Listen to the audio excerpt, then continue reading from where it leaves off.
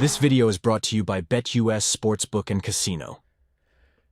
And we are live. Another day, another side to start the post-game coverage, which means the Mets did absolutely nothing on the offensive end. After the past 48 hours of scoring 16 total runs against the Miami Marlins, in which they somehow lost that first game in a dramatic fashion by a final score of 10-9, then to win yesterday by a final score of 7-3, Tyler McGill makes his return to the Mets rotation and again keeps the Mets in the ball game. Had some things working in his favor, especially that splitty that's a newer pitch of his. But lifeless Lindor, along with the remainder of this anemic Mets offense, is why the Mets faltered today, even while having more hits than Cleveland, out hitting them 6-4. But when you have an expected batting average of 171 or so, the way the Mets did tonight, surely they're not going to win. And the Cleveland Guardians again continue to be well above 500, and the Mets are back now to right around 5 games below 500. So I want to see your immediate reactions, your frustration, your key takeaways in the live chat. Everyone first chiming in live here on YouTube,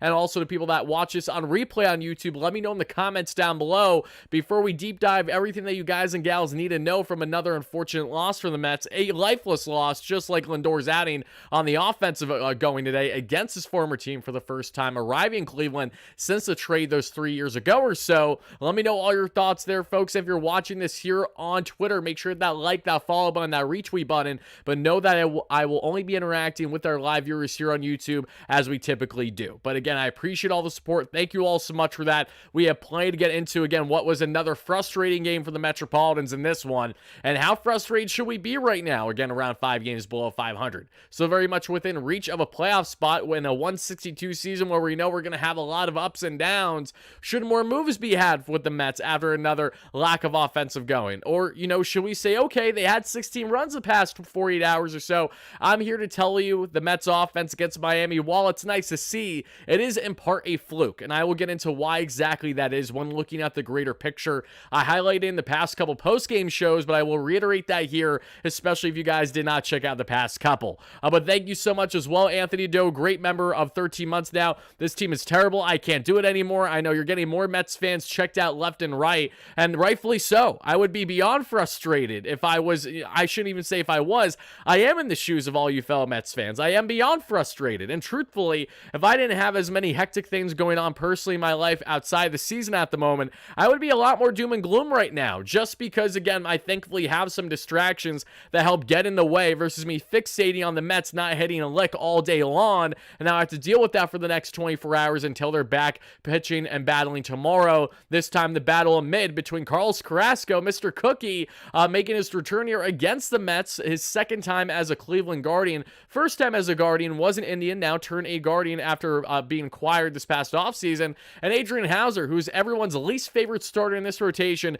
They will battle it off, folks, and my big announcement that I have to share with you all before we get on to breaking down the game inning by inning, as you guys smash that like and subscribe button, as you always do. I cannot wait to get your comments, reactions, whatever you have for me, and everything in between, and also shouting out our amazing sponsors at BetUS, America's #1 sportsbook, and SoRare MLB. Again, the best fantasy game out there. Check them both out by clicking the links down below, folks. But we have some exciting news to share with you all that even, yes, if it is a frustrating loss yet again tomorrow, we're going to be accompanied by a very special guest, barring any changes. This man has a very busy schedule, just like I do, but even worse because he has been a full-time YouTuber for quite a while now. You might know him as the face of baseball YouTube to the minds of many, Mr. Fuzzy himself, the diehard Cleveland Guardians fan, the man that you probably watch come out with daily MLB recaps around 50,000 views strong or larger every single day, recapping all the key highlights and takeaways across MLB slates each and every day throughout the week. My man Fuzzy is going to be joining me tomorrow night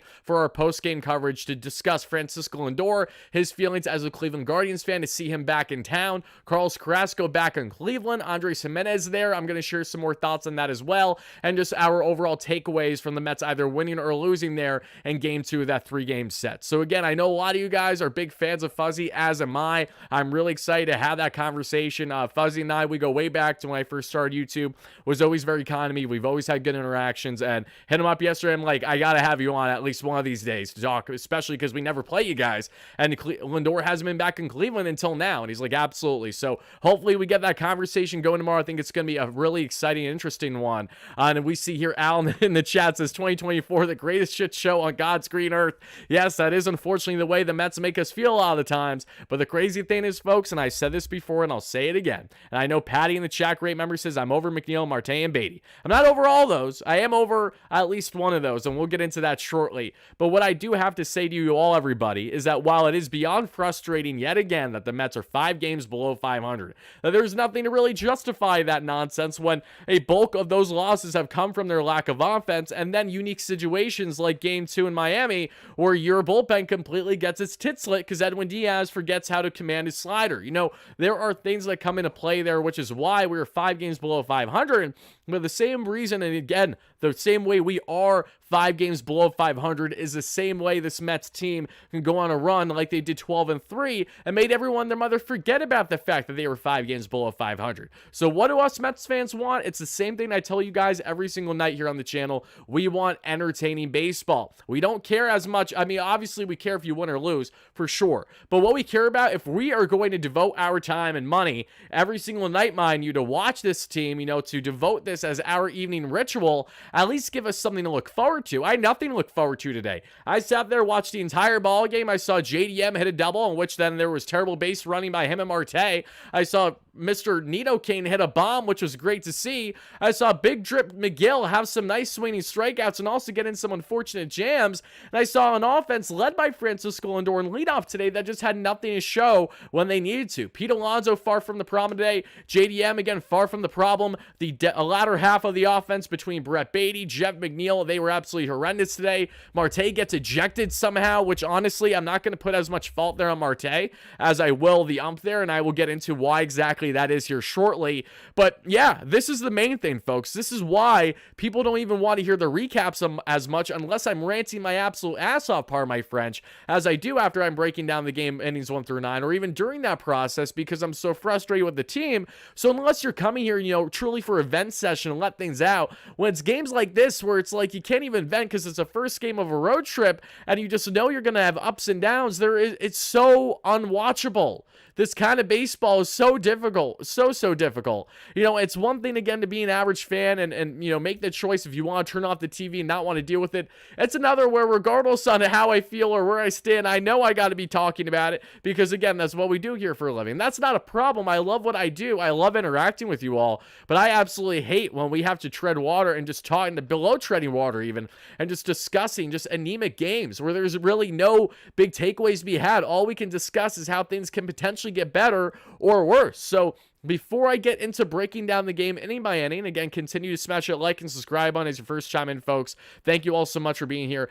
Steven says, don't you mean vent? I don't know if I said that earlier. Then maybe. Yes, my man. But no less, everybody. I do have a key update for you all. Kodai Senga unfortunately suffered a slight setback today. Nothing drastic, which is good to say. But again, a slight setback that we saw there, unfortunately, for Kodai Senga. In case you guys and gals missed it, he's dealing with tricep tightness. So he didn't throw his bullpen yesterday. Mets are hopeful that will happen by the end of the week. So again, a slight setback yet again for Kodai Senga, who's looking to continue to pitch bullpens and begin a rehab assignment within the next week or two. But again, that is all on pause at the moment. So hopefully, again, by the week's end, he will be back out there. There will be no more tightness with the triceps, and he will be able to throw a comfortable bullpen. And then from there, finally ramp up and get a rehab outing or two going. You know, that's what we want to see with Kodai Senga. We'd love to see him back in this rotation, the same way that we would love to see this Mets offense and team as a whole fire on all full cylinders, but they have just such a difficult job and doing so consistently, especially. And there was some boneheaded defensive plays by the Mets today. There were some boneheaded base running plays. Again, those would be their demise in the end, because if JD Martinez doesn't have that silly play happen there, which gets him and Marte doubled up after he rips a double after the Mets are initially down 2-0 early in the game, you know, that potentially drives in a run. right there, and that could be a difference maker in this one. What's good, Fuzzy? How you doing? And speaking of the devil, everybody, make sure to subscribe if you haven't already to the legend himself, my man Fuzzy. GG, bro. McGill splitter is insane when he can locate it. Yes, he was frustrating me a little bit because he kept going down and away to some of those lefties, and they just weren't swinging at it, but my boy Andres Jimenez certainly was. Shout out Fuzzy in the chat, everybody. Make sure to check him out. Again, one of, if not the biggest faces of baseball YouTube today, right around 500,000 subs, almost at 500K, if not there already. So make sure to hit that subscribe button for my man and get ready because Fuzzy will be talking with us tomorrow, hopefully after a Mets victory and Francisco Lindor hits for the cycle. But I'm going to pump things back a little bit and realize this is the Mets, so I should expect another Lindor 0 for 4, and I should expect Carlos Carrasco to somehow go 6 innings of two-run run ball or less. I think those things are a foregone conclusion, but again, I really do hope I'm wrong. So, all right, folks, let's get into it. Let's break it down, everything that transpired in this one. Let me get one more thing set up for you all, and then we'll break it down. Appreciate it, Fuzz. Hope you have a great evening, my man. Let's see here, too. That's another thing, too. I always forget because, Fuzzy, I know you're a Cleveland fan, but I know you live out west. So the time zone thing as well. I'm like, that must be enjoyable for you. I wish that I was out west for the sake of all these East Coast games and how exhausted and how late these games can be. So that must be a perk on your end for sure. But let me just pull this up, everybody. I'm going to just post this in the Mets thing per usual, as I always do with my tweets. And then we will go on from there. Let me retweet this thing. We'll do that. Let me put a couple hashtags, and then let's talk about, again, another lifeless Mets game. Unfortunately, headline by Francisco Lindor. It's kind of funny how the Mets have now brought Francisco Lindor to batting back and leadoff, really for the first time since he was in Cleveland over the past couple of games. And outside of that 2 for 4 game yesterday where he had his 2 hits in the final 2 at-bats of the day, he has not looked good there at all. And Lindor's continued struggles are now getting to a point of not necessarily just frustration, but now I think it's valid to have a certain level of concern. And we're going to get into what exactly that concern could be and take things from there. I'm going to dinner. Life is great out here. Exactly. We all need to be like Fuzzy. Love to hear that, my man. GG's chat. Sounds great, brother. See you soon.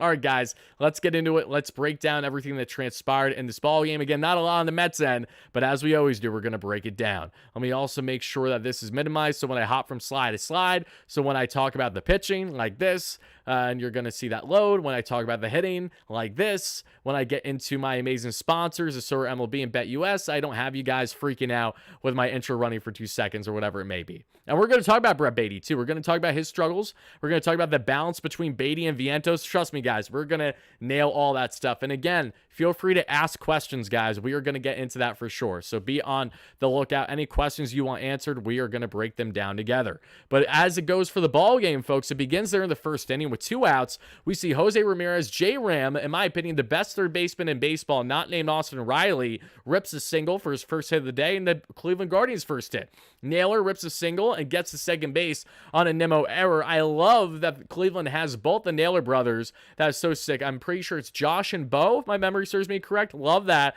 Fry with a single then. And again, the defensive indifference there. I shouldn't even say indifference, just the defensive hiccups by the Mets that we saw there from Brandon Nimmo and others in the first inning came back to bite them in the ass as Tyler McGill then would struggle a bit with the command. He gives up a walk to Brennan, and just like that early on, thankfully the Mets are able to get out. Pardon me, I think I actually have something wrong here because I know Cleveland scored early. Didn't they score in the... Yeah, they scored in the first inning. Okay, so they scored their 2 runs in the first inning that we saw there. So Tyler McGill, again, got worked quite a bit after 2 outs, mind you.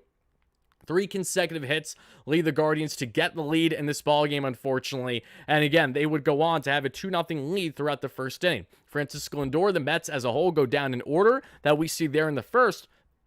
Pardon me, everybody. And then as we get to the top of the, the top of the second here, JD Martinez rips a single. Then we see Starling Marte with a ground out turns into a double play. I'm pretty sure I have them in the highlights there for you all, folks. In case I didn't, then I apologize. But JD Martinez rips a double that we see there. A double in the top of the second. I don't know why I said single, but JDM, while he's at, I'm getting myself confused. I'm pretty sure it was a double by JDM. I don't know why I'm freaking out here. JDM was at second base. Then we see Marte with a comebacker right to Lively, the pitcher.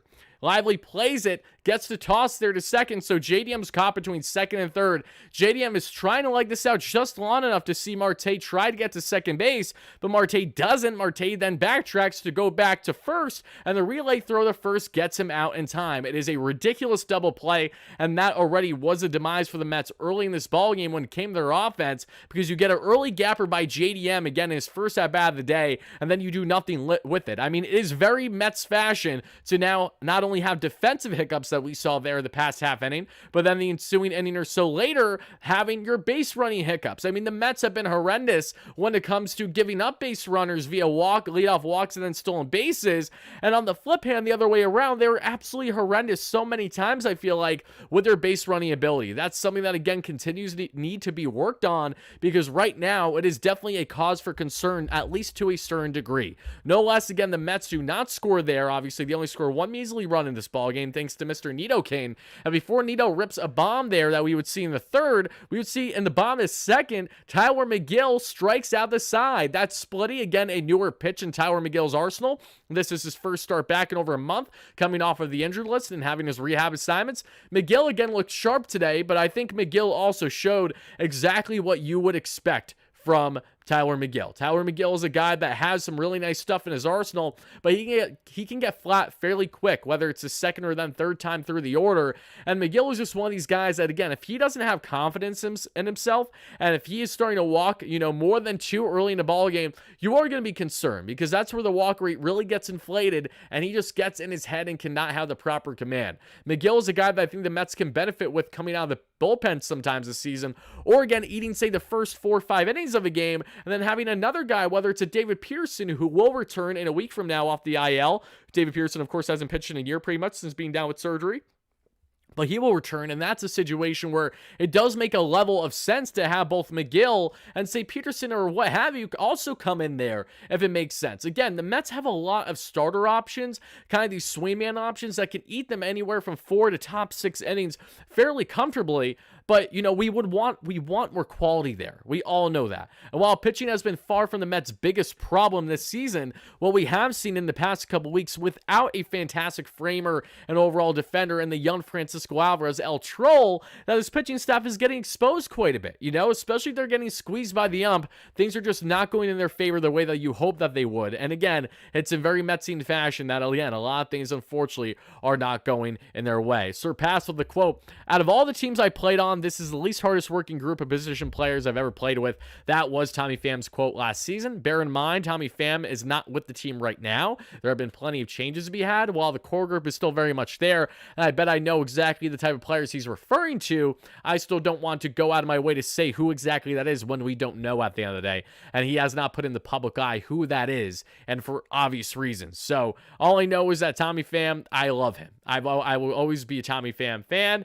And, there are many reasons as to why that exactly is. And the same reason why there's many reasons why the Mets faltered yet again today, and is headlined by this anemic offense. And we'll get into why the offense tonight didn't show up, why it did the past 24 to 48 hours, and what the differences might be there evaluating between the two outside of normal factors of the ebbs and flows of 162. This was the first day to begin a new series traveling from Miami to Cleveland. Again, not a great turnaround time. There are factors that come into play for sure, but it doesn't mean that we should use all these things as common excuses when every team in baseball goes through the same nonsense, right? So as we break down the game here further, Nido with a solo shot there in the third, the Mets' only run of the day. In the bottom of the third, Tyler McGill with a 1-2-3 inning. Pete Alonso rips a single in the top of the fourth. Then in the bottom of the fourth, Fry with a walk and a stolen base. No, not the Futurama Fry. We're talking about Cleveland's Fry.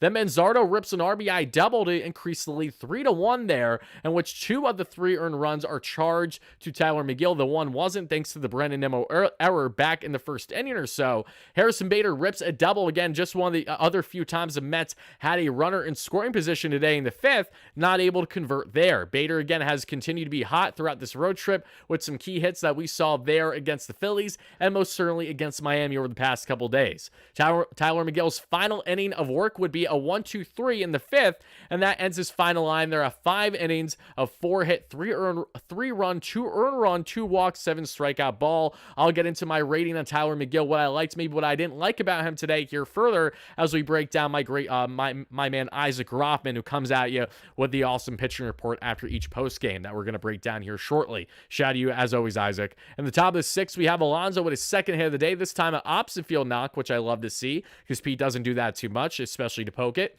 Nimmo then with an opposite field bloop single, so the Mets have 2 runners on with less than 2 outs. A reliever comes in. Then you have Tyrone Taylor being walked on 4 pitches after Lively's day is done. The reliever, the kind of side armor, comes in or so, and 4 straight balls. The 4th pitch was in fact a high strike, but it was called a ball. Taylor gets on base. Bases are loaded with less than 2 outs, and Brett Beatty then unfortunately would strike out on 3 pitches to end the inning. Beatty just had some lifeless at-bats today, which is unfortunate because, again, Beatty has shown some good strides, not just on the defensive end every time he's out there that we know, but offensively as well, was contributing there in the Miami series. His last game had himself an RBI and got on base, 3 times. I believe that was yesterday. So Beatty, the frustrating thing is that stretch of brilliance that we saw from him earlier this season, I think that's very much there with him, but it's just so hard to untap that on a consistent basis. That's even far more difficult to do that, you can maybe argue, with having this platoon with Mark Vientos, because Vientos, of course, is going to face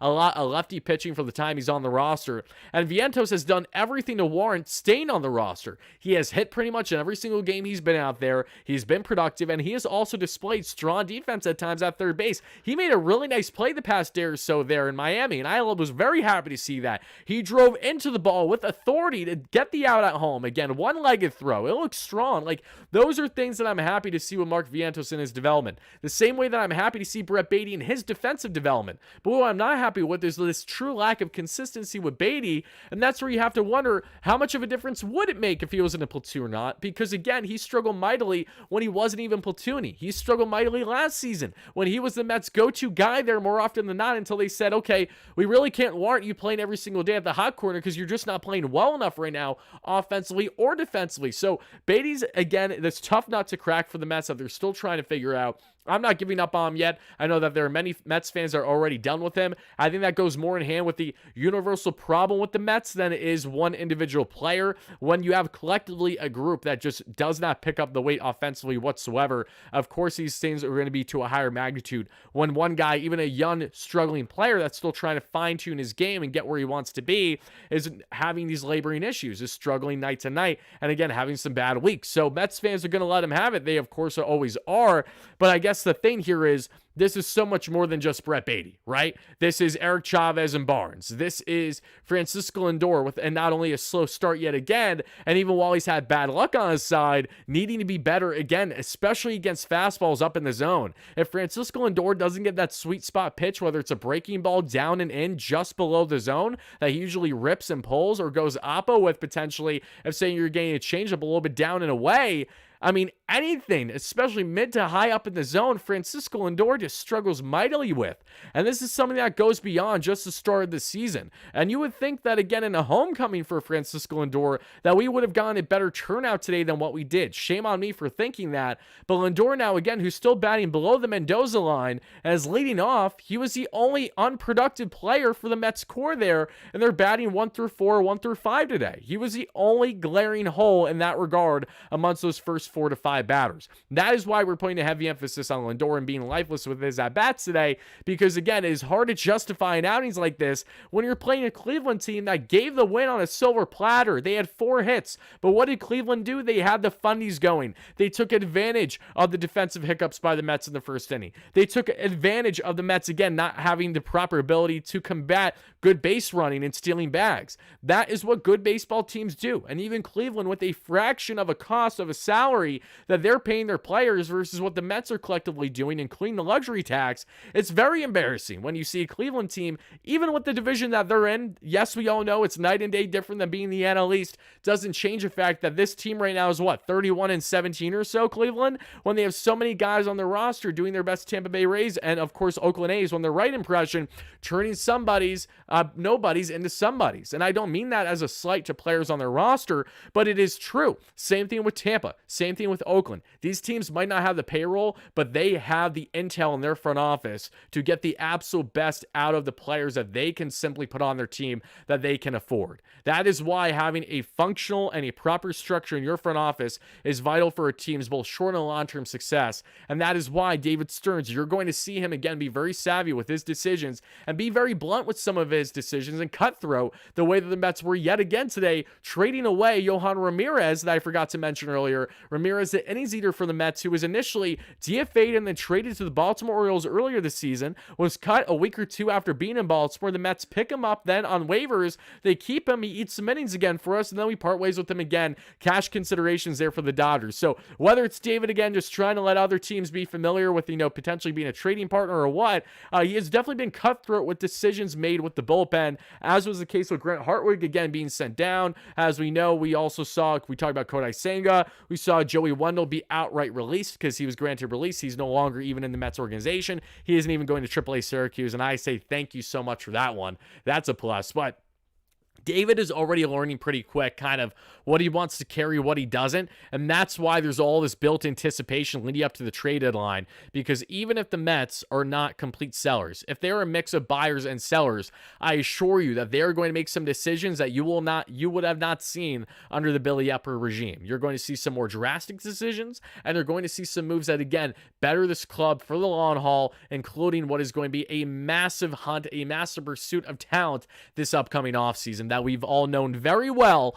the 2025 vision and beyond. This year is a transitionary year, pushing for playoffs and seeing what you can do without, again, hurting much of your future success. All those things make sense. The same way that the Mets unfortunately made sense and faltering today because of their lack of offense. Because as we get back into this one, we see again the Mets unfortunately cannot convert there in the top of the six. As we then get to the bottom of the six, Josh Walker comes in relief with a nice 1-2-3 inning in the 6th and 7th innings. That's all she wrote there for Mr. Josh Walker, which we greatly appreciate. Jorge Lopez pitches a clean 9th, but the Mets again do nothing offensively as Nick Sandlin, Scott Barlow, and Cade Smith shut them down after Ben Lively goes roughly 6 innings of 1 earned run ball, 0 walks, and 7 strikeouts. Walks will continue to be the difference, folks, and a Tyler McGill, who gave up at least 1 leadoff walk today, again, those are things where you're not too happy to see. So it's unfortunate, but it's a reality, and that, again, those things go in hand with why the Mets falter tonight by a final score of 3-1. But now let's get into a bit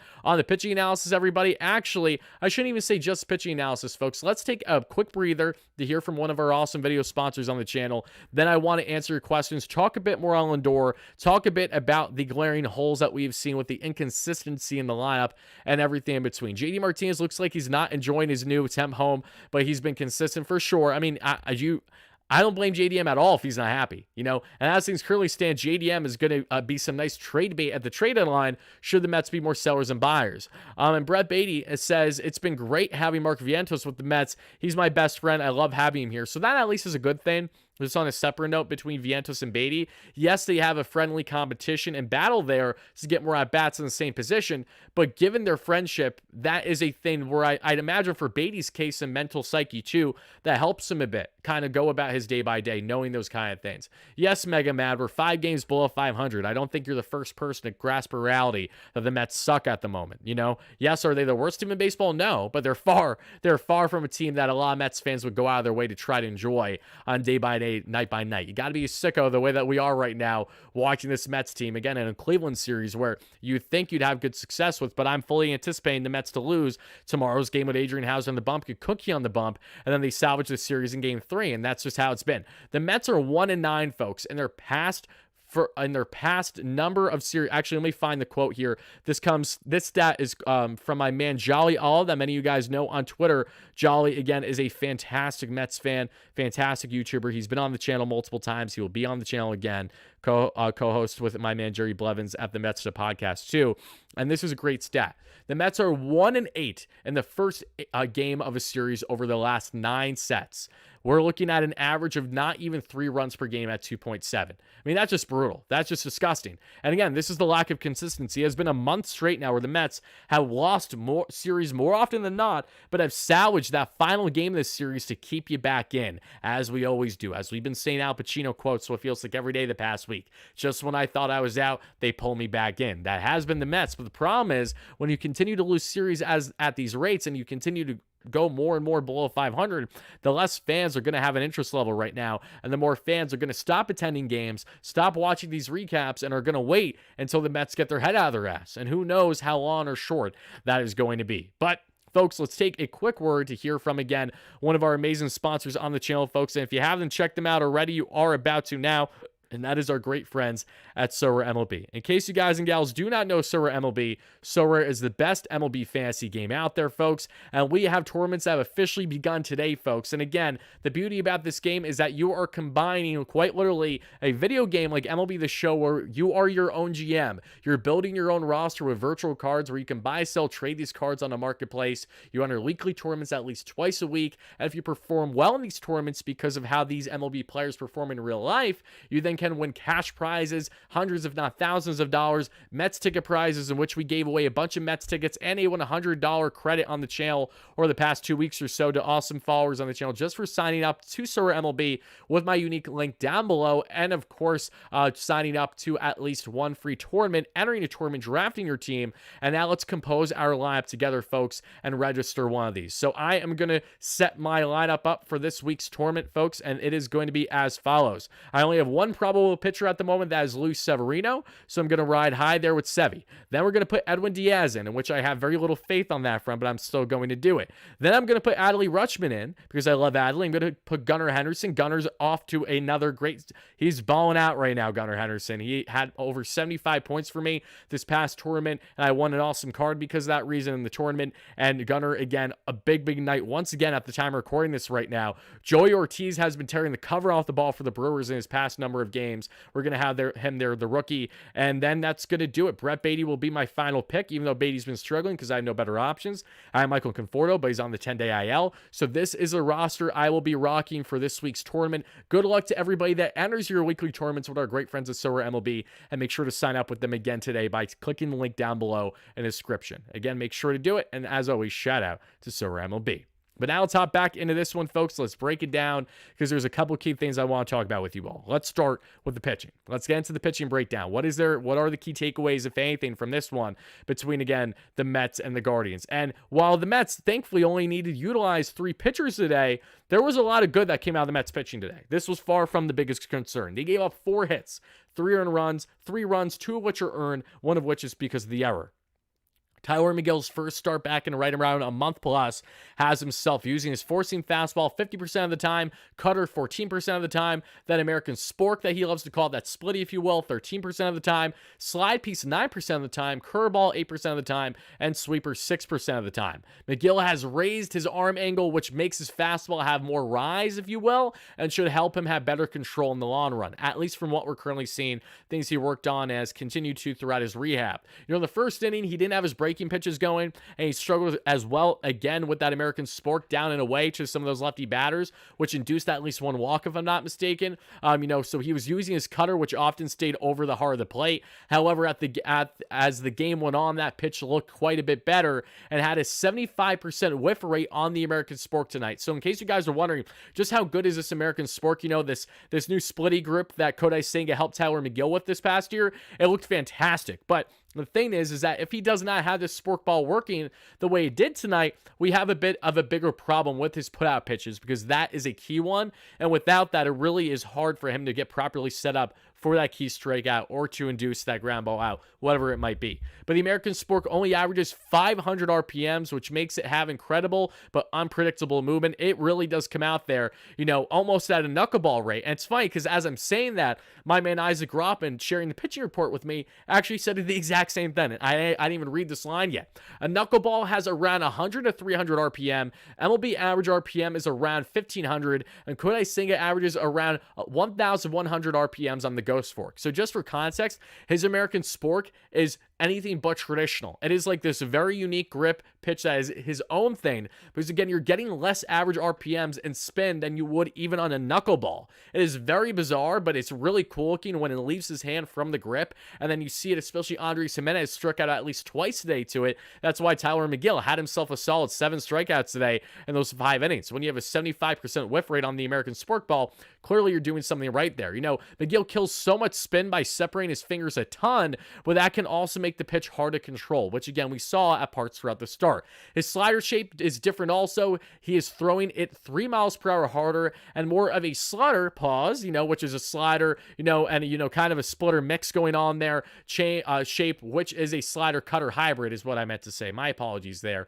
And then, you know, he's also throwing a sweeper that we know that has been a nice piece of his arsenal when it is right, but he stopped throwing it around the 4th and started throwing his curveball instead. So I guess wasn't happy with the grip or just didn't feel that it was needed there for his final inning or so. Again, he went 5 innings and was throwing it for the first 4. So I don't really think there's much to take away from that. Just didn't throw it there in the 5th inning. It is clear, as we know, that Tyler McGill visited the pitching lab during his time on the injured list, because otherwise, how would he have looked this way with this kind of mechanics? There's a lot of key positives to take away from Tyler McGill's outing today. And for me, my big thing is just one, he needs to keep the walks down. That's always been the problem, and stay healthy. It's a broken record with Tyler McGill. I think the only way for the Mets to keep that afloat with him is if they limit him to, again, 4 or 5 innings every time he's out there, or utilize him more in a bullpen swingman situation. I do not foresee Tyler McGill being a consistent starter in this rotation as things are currently configured, because he has not done it enough consistently to prove it. He knows he cannot rely heavily on the velocity trying to touch 99, 100 like he did opening day for Jacob deGrom 2+ years ago, right? We know that there is going to be there's going to be repercussions because of him putting that much oomph behind that elbow, especially. He touched 97 today. He looks strong. You know, I definitely will give Tyler McGill a solid 7 out of 10 today, or 6 out of, I'm going to give him a 6.5. The only reason why I'm not going to give him a 7 is the same reason why I have not been giving a higher rating to other guys that have won the same amount of innings, because no matter what, don't want to see my starter just going 5 innings. Unless you have it set up where you're going to have, you know, your long relief guy after, which the Mets were able to do to a degree today with Josh Walker effectively. I personally have a gripe and a issue, if you will, with starters only going 5 innings. Like that's just one of those things where I have a hard time grasping starters consistently going 6 innings. Now you're telling me we're going to go all the way down to 5, and this is becoming more and more of a commonality. No, let's see, the 4-seam fastball, 105 plus stuff tonight. You'll love to see that stuff plus.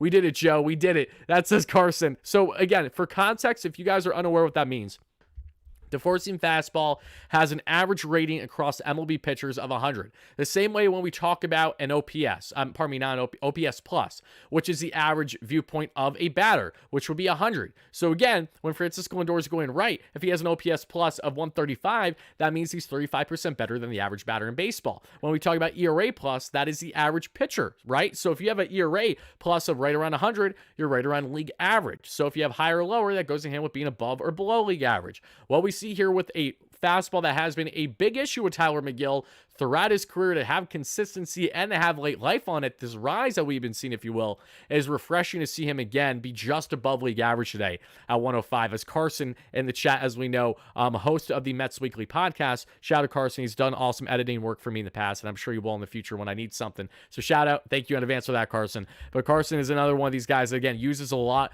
of the newer information that is a bit harder to digest, I think, for the average fan. But when it comes to figuring out what is a greater problem with the team, understanding the bigger issues, besides, you know, us just kind of saying, okay, it was a bad day, let's go get him tomorrow. This is where this kind of information is very key, because it gives you a better grasp and a further understanding on kind of what is working right and what is not working right for the Mets and other organizations in baseball. We're up to Alonso. He's gone at the trade deadline. I don't think that's a foregone conclusion at all. I think we have a lot of factors that go into how the Mets approach the trade deadline. But I will say this, they will absolutely be selling even if they do buy. There will be some guys that they part with, understandably so and justifiably so. Gunnar just hit another 3-run bomb. Damn right he did, because because we love ourselves some Gunnar Henderson, baby. Sign me the hell up. Gunnar is an absolute beast, and he will be an AL MVP candidate this season if he isn't already. 100%, folks. And speaking of prospects, Alan in the chat, we've been talking about prospects. We just discussed yesterday how Blade Tidwell, one of the Mets' top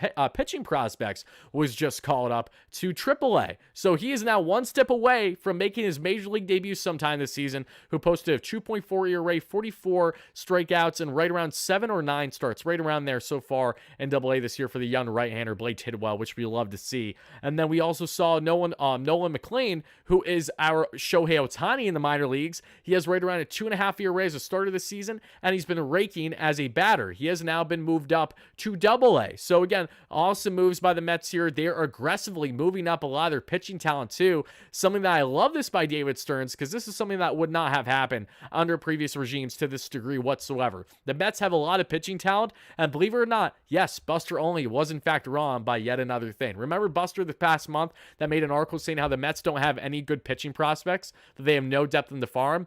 Kristen Scott gets called up mere days later and shuts the door against the Tampa Bay Rays. Like, this is the kind of nonsense that I mean. It baffles me how people can make salaries or have a million plus following just for being a troll. But I know entertainment, baseball is entertainment at the end of the day. So I guess I shouldn't be too shocked that people will find a way to sliver themselves in there like the snakes that they are. But, all right, let's get off the little tangent here, Wardy. Let's talk about what we saw from Mr. Josh Walker and Jorge Lopez, because I liked what I saw from Josh Walker today, especially. You know, there isn't too much to say, but they did their job. You know, Walker going 2 scoreless innings, 1, 2, 3, up, down, up, down, up, down, up, down, up, down, up, down, up, down was awesome.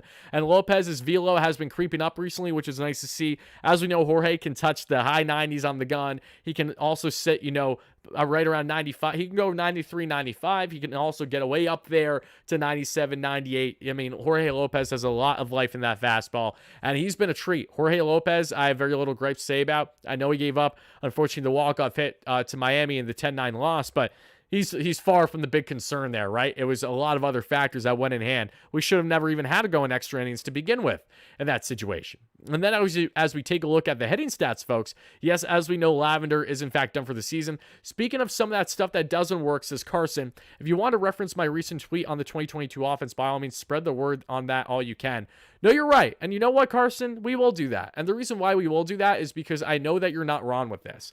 And this is, again, a tougher pill to swallow for a lot of people. Carson has a tendency to, you know, kind of try to come off in like I told you so way to fans that are like, I have no clue what is going on, or, you know, yada, yada, yada, when in reality there are valid understandings as to why. But simply put, what Carson's going to allude to here in a second is that, one, the Mets overachieved in many ways in 2022 in the early goings of their offense, and then dipped down drastically and became even below league average in a lot of ways, which we all saw, because again, if the Mets didn't have small ball working, they had a little to nothing working in that 2022 season. And of course, you saw overperformances from some guys and some guys hitting peak production like Edwin Diaz, but we know that there are greater problems with this offense and this core group. And, you know, this is a really good breakdown on, you know, who's due, who's not as well. Expected weighted on base average too, that you've seen there, if that is what you were referring to, Carson, because it kind of emphasizes how, you know, going from Nimmo to Beatty, how drastically different that they are. And this goes directly in hand with, again, the performance or lack thereof, consistency wise, with this Mets offense. But in a nutshell, there's a lot of this newfound information, which again just reiterates exactly what you see with your eye test. And when you know things aren't working, you're wondering, the Mets haven't played entertaining baseball consistently in basically 2 years plus, and they've really struggled mightily to just provide competent offense against any type of solid pitching. And that leads me to one of my greater points in tonight's show, guys. We're halfway to already 100 likes in the live show. Thank you all so much for that. Continue to smash a like and subscribe button for your boy. It is greatly appreciated. But something that I want to make abundantly clear. What did the Mets do when they scored their 9 runs in Miami in Game 2? They beat up on Braxton Garrett. What did the Mets do when they scored a total of 7 runs yesterday? They beat up on Sixto Sanchez. What am I alluding to here? The Mets have yet to show competency against solid starters. Jesus Luzardo shut them down and ate them up for breakfast in Game 1. We know that. Ranger Suarez shut the Mets up, ate them for breakfast to a degree. Actually, not even as bad. We just couldn't get the win in that one. Aaron Nola had a complete game shutout. Not that one, I'll DM you. Sounds good, Carson. Thank you. This is just a continuation of the Mets' lack of ability to handle today's MLB pitching. And I'm not talking relievers here, because the Mets have been great beating up on bullpens that we've seen so far this season. But what they have been terrible at is handling starting rotations of opposing teams. And I'm talking terrible to the point where it's not only been underwhelming, but as what has made so many Mets fans checked out the way that I know a lot of you guys understandably so are right now. All right, Carson, let's see what you have for me. This is the tweet. Okay. Yep. And again, Carson, this is what I mean. When I show this tweet to fans, there's only a select few that are going to understand, because truthfully, as I look at all these numbers, I can't tell you I understand the complete breakdown of every single one of them. I know the bulk of them, especially as we get into ground ball percentage, and all these different things. But basically what Carson is trying to say here, and we will take a look. Let's just take a look at Carson's tweet. We'll show exactly what he's talking about here. And even though that my sower slide is in the way for a second, but the 2022 Mets offense overperformed and borderline stunk to actual league efficiency. The philosophy hasn't changed at all. Comp below. Try to tell y'all this for 2+ years. You bit off my head. Told me to go fuck myself. You having fun now, Mets fans? Let me know. Yes, Mets fans, we are all overly emotional. So the Mets are riding high in 2022, and you have a fan talking down on it, how it's not sustainable. Fans are going to overreact, even if you are right in the end. And this is true, because again, look at all these numbers, and this is what you just showed. The 2022 Mets to the 2023 to 2024 Mets. Again, you see the struggles with all these numbers as well. As a whole, again, the Mets having a 315 OBP, a BABIP of 275, a batting average of 238, a K percentage of 21.6, a walk percentage of 8.6 here. Just looking at these peripherals as well. Quality of contact is a major concern for the Mets too. They've struggled mightily to find consistency in this regard. As we take a look at, again, 2022 here in comparison to 2023, 2024, again, we are seeing a lot of the same problems there. So this is a bigger and greater problem, and I assure you, and Carson, you will be the first to say this because you are a David Stearns lover, these are all the type of numbers and information that front offices weigh. This is absolutely something that David Stearns is working with, especially if average fans like us can find out and build this information. I assure you front offices can beyond your possible imagination, right? So it's imperative for David Stearns to take this information and utilize it to the best of his abilities. I have the utmost confidence that David will do that. Yes, this Mets season has been far from fun at the time of recording this, but what has been accurate is that we all know that is a long game here. It is not the focus on just 2024 trying to win it all. It has never been that. That has never been the case. It has always been to push for playoffs, that we know, and hopefully we can still do that. But as each passing day continues to go on and the lack of consistency continues, you have to raise greater questions as to what Eric Chavez and someone like Jeremy Barnes provides there on the hitting front, because right now they provide very little, and Carson will be the first to agree there. And then you get on to the greater fact of, okay, if you make changes there, how much of an impact does that make on the roster, the rest of the team? Is Pete Alonso going to go try to bite David Stearns' head off for cutting another one of his, say, favorite hitting coaches? That in itself is too a problem, because Pete has no right to be acting like that when Pete can carry himself no matter who his hitting coach is. That's why he averages over 40 home runs a season and has been the most consistent slugger, at least home run pace-wise, since arriving in the league in 2019. So you look at this Mets team, you look at their struggles, you look at their inconsistencies, and we come to the understanding that this Mets team, if they're going to want to get where they need to be, more changes will need to be had. We know that. It's a matter of to what degree and when. I fully anticipate the Mets to give Blake Didwell and others a ride this year, especially if they become more sellers at the deadline. Because there's a reality where the Mets sell some pitching talent at the deadline, see what they have in their young kids, and their young kids could help propel them pushing for playoffs down the stretch still. Then on the offensive end, can they find consistency with this current group of players? Are they missing a piece or two? Do they want to subtract a Jeff McNeil? Do they want to? We know the Mets want to, but it's easier said than done with that contract right now.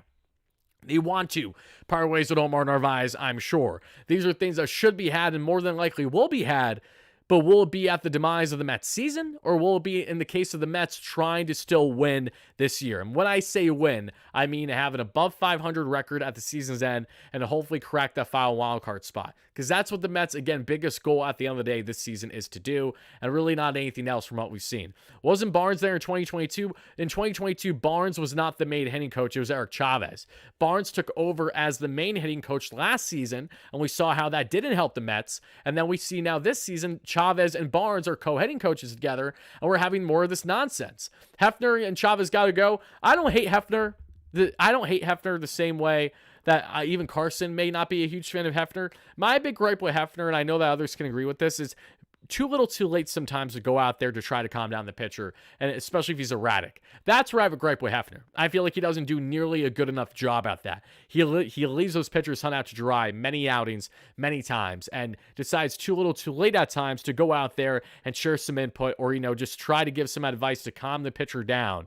And that has happened a lot of times. And as Carson says in the chat, basically at the end of the day, let Stearns hire his own hitting coaches. I agree with you, Carson. I want David Stearns to have this entire staff be his guys. It makes sense that, especially in his first year when you had a lot of turmoil, that wasn't the case. That's normal. Most organizations do that. But rest assured, I think we're going to be seeing some drastic changes made in season, if not during the offseason. And if you're wondering who Chris Gross is, says NY_sports mania in the chat, Chris Gross was probably one of, if not the most important hire the Mets made this offseason outside of David Stearns, because Chris Gross was the head of player development that we saw there, or pardon me, was it player development, amateur scouting in that area, right, for the Houston Astros. So this man was single-handedly a huge factor in the main reason why the Astros have been the best team in Major League Baseball the past decade, and turnaround from drafting players to those players hitting the Major League level. You want to know where the Mets stand during that time frame? Dead last in Major League Baseball. The Mets have done very good at making some really nice draft picks in recent years, but they have done a horrendous job in player development. So that is not only where Chris Gross comes into play on the amateur scouting aspect to help build and scout and how things are going to look for the upcoming draft, but then you bring in Mr. Andy Green, who of course was from the Chicago Cubs this past season, comes in the front office, and Mr. Green is going to be overseeing everything on the player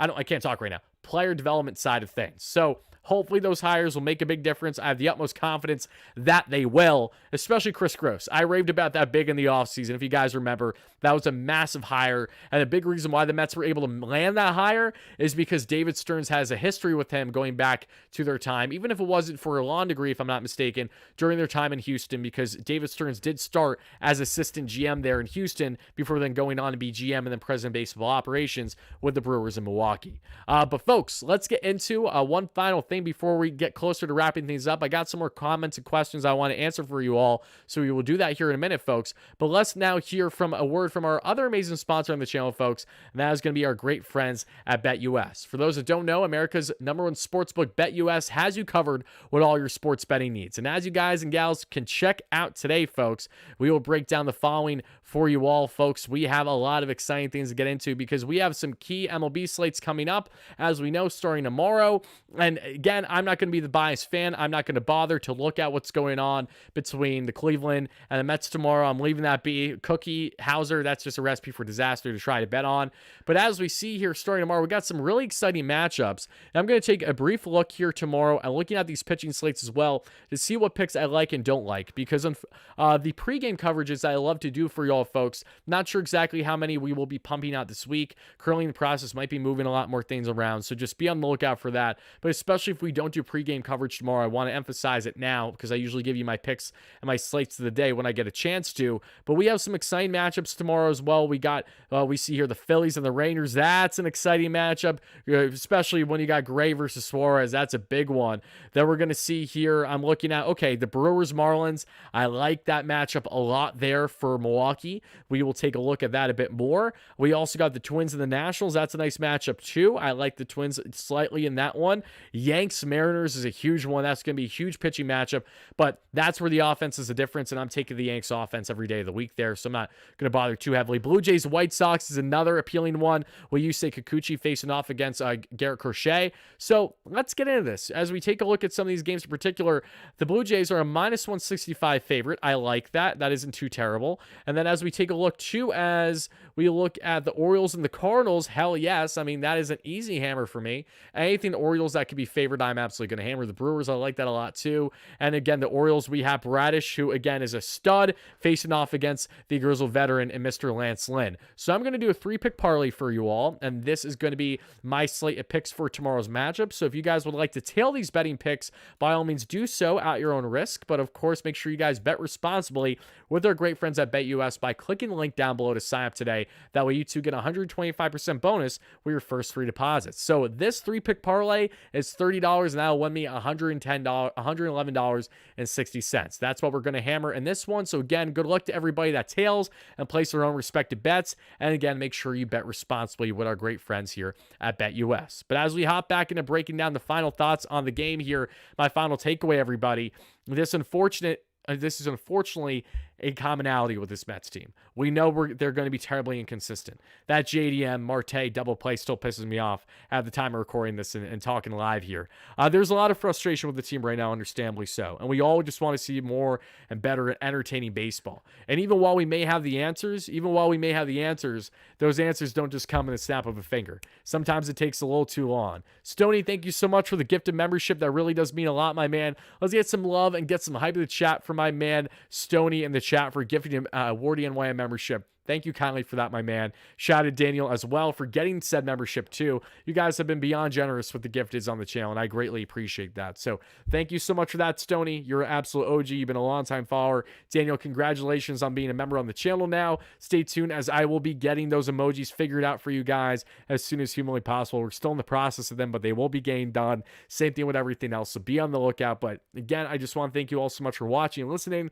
Unfortunately, there isn't too much to break down tonight. This was a no-show offensive outing, headlined by a lifeless Lindor there to kick off his return to Cleveland. So we'll be back live tomorrow night with my man, again, the face of baseball YouTube to many, Mr. Fuzzy himself, breaking down, hopefully, at that point, a tied series after the Mets hopefully can beat up on former friend, now foe, Cookie Carrasco and Adrian Hauser being competent. If he's going to be competent, this is a Cleveland team that I could see him doing it again. So we'll see what happens. Yoshima, thank you so much for the gifted too. Yoshima just gifted K. Robinson a membership on the channel. Thank you so much for that, my man. It means a lot too. Jason, how you doing? Just another typical Mets loss, unfortunately. Jason, I don't know if it was you or someone else, but I think I saw a couple days ago someone sent me a long video ranting about the team on Twitter, and I didn't get a chance to listen to the whole thing, but their name was Jason. So that was you, Jason. I could be completely wrong, but if it was, I'm with you, brother. Trust me, we're all frustrated together. Guardian of Chaos, great mod. Happy to have you in here. Mets, the way they're going to lose 85 games. Yep, one can hope that isn't the case, but right now, we're not looking too hot. So again, all it takes is a winning streak. All it takes is these guys starting to fire on full cylinders together to get on a run and play entertaining baseball. But the problem is the Mets actually need to start it. When will that be? We'll soon find out, hopefully. That'll do it for me, folks. Thank you all again. We'll see you again tomorrow. And until then, have a great rest of your night, day, evening, whenever you're watching.